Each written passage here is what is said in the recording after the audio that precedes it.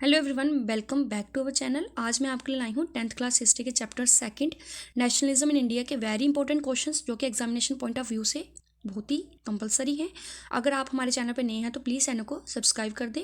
Question है हमारा कि सिविल डिसोबीडिएंट मूवमेंट जो था वो भारत के डिफरेंट भागों में कैसे फोर्स में आया, एक्सप्लेन करें एग्जाम्पल के साथ। ठीक है, अब गांधी जी जो थे उन्होंने साल्ट मार्च को लीड किया था जो कि साबरमती आश्रम से शुरू होकर दांडी तक जाता था।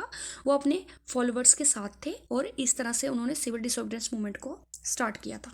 ठीक है, अब डिफरेंट पार्ट ऑफ कंट्री में क्या हुआ, साल्ट लॉ को तोड़ दिया गया, साल्ट बनाया गया भारतीयों के द्वारा, जबकि पहले ये अंग्रेजों का ही एक अधिकार था। अंग्रेज ही सिर्फ साल्ट को बना सकते थे।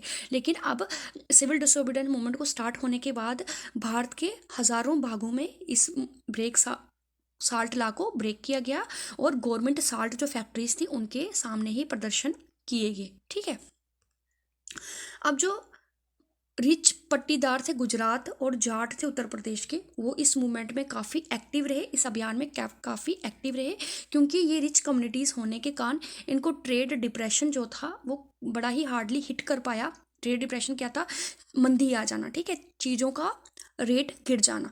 ठीक है, इस चीज़ ने इनको हार्डली इफेक्ट नहीं किया, जिस कारण से ये सिविल डिसोबीडियंस मूवमेंट के काफ़ी स्ट्रॉन्ग सपोर्टर रहे, क्योंकि जो गरीब जनता थी उनको प्रभाव होता था इस चीज़ से, लेकिन जो अमीर थे जिनके पास बहुत ही पैसा था उनको इन चीज़ से कोई भी प्रभाव नहीं पड़ता था, हल्का फुल्का पड़ता हुआ होगा, इसके कारण वो लॉन्ग लास्टिंग में सिविल डिसोबीडियंस मूवमेंट के क्या रहे, सपोर्टर रहे।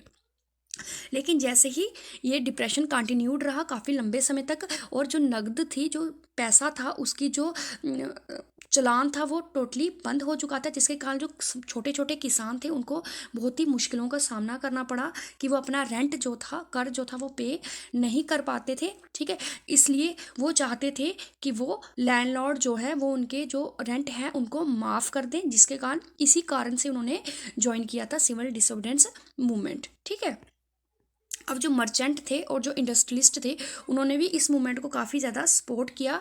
ठीक है, वो पैसे से मदद करते थे। ठीक है, और फॉरेन की जो चीज़ें थी उनको खरीदने और बेचने से इनकार कर दिया। इस तरीके से जो मर्चेंट और इंडस्ट्रियलिस्ट थे उन्होंने काफ़ी ज़्यादा मदद की इस मूवमेंट में। एक तो वो फाइनेंशियली हेल्प करते थे और दूसरा बाहर की कोई भी चीज़ें थी वो ना ही खरीदते थे ना ही बेचते, जिससे अंग्रेजों को बड़ा ही ज़्यादा लॉस होता था। अब जो इंडस्ट्रियल वर्किंग क्लास थी नागपुर रीजन की, उन्होंने भी सिविल डिसोबीडियंस मूवमेंट में बढ़ चढ़कर भाग लिया।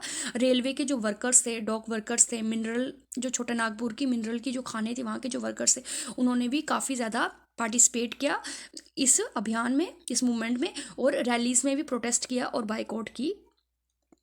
बाइकआउट जो कंपेन होती है या जो प्रोटेस्ट में रैलीज निकलती है उसमें भी जो इंडस्ट्रियल वर्कर थे नागपुर रीजन के बढ़ चढ़ कर उन्होंने भाग लिया था। Thank you.